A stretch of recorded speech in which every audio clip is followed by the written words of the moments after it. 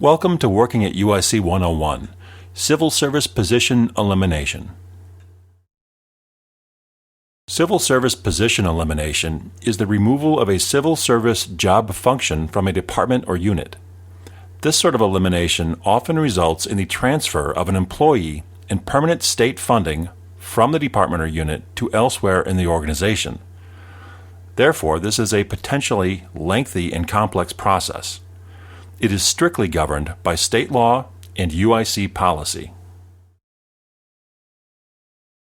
What you need to know includes when and why civil service positions can be eliminated, how elimination affects employees, the rules governing civil service seniority, how and why displaced employees are bumped into new positions, the financial impact of bumping, how to manage an employee bumping into your unit, and an overview of the civil service position elimination process at UIC. Civil service positions can be eliminated to reduce operating budgets or when the function of the position is no longer needed within a unit. Position elimination requires the approval of the Chancellor, Vice Chancellors, and VP for Business and Finance. Elimination rounds are announced campus-wide on a semi-annual basis, and in all instances, units must coordinate with HR when eliminating civil service positions.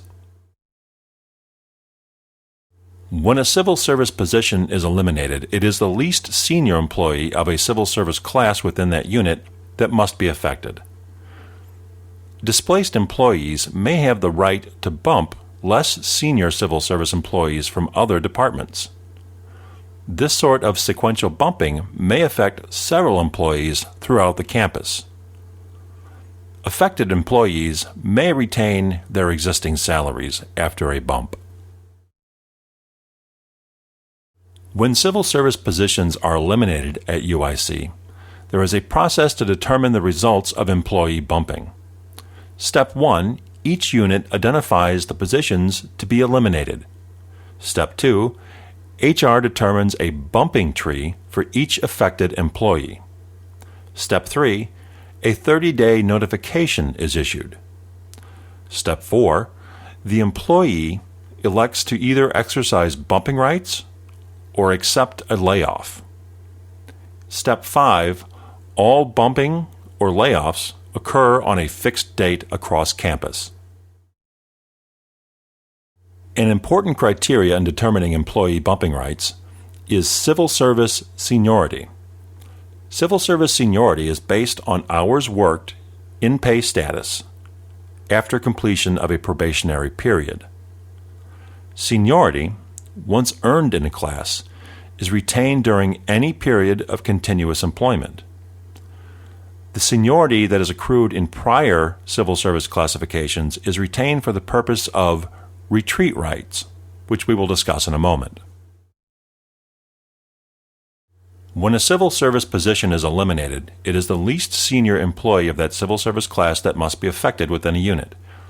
In this example, that employee is a CSR 2.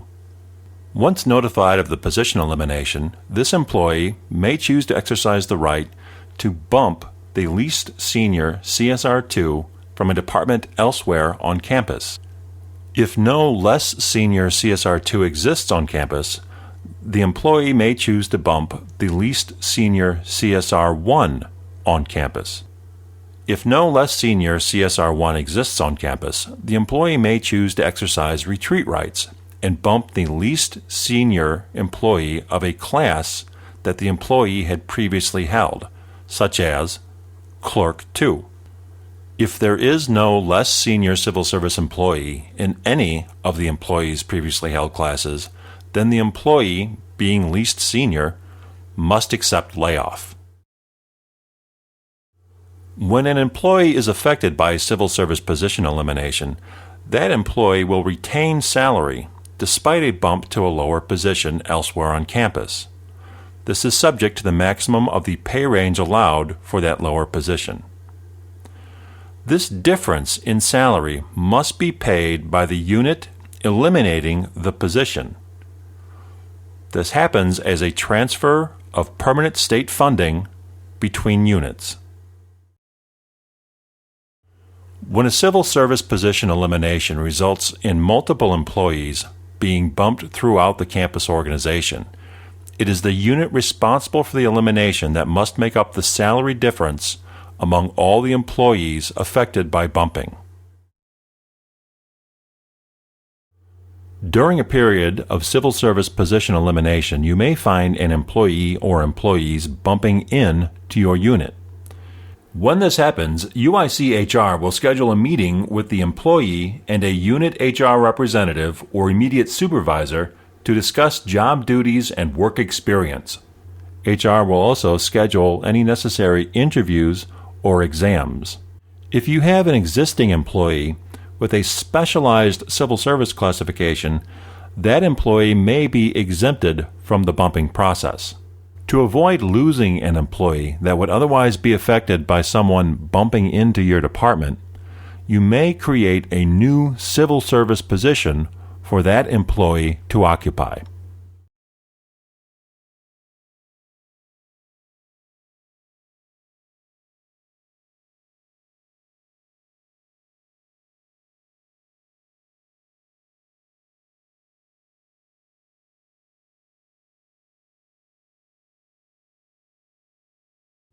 If you have questions about civil service position elimination, please contact Recruitment and Staffing. To further familiarize yourself with this topic, please download the PDF version of this presentation. Thank you for watching. We hope this Working at UIC 101 module has been helpful.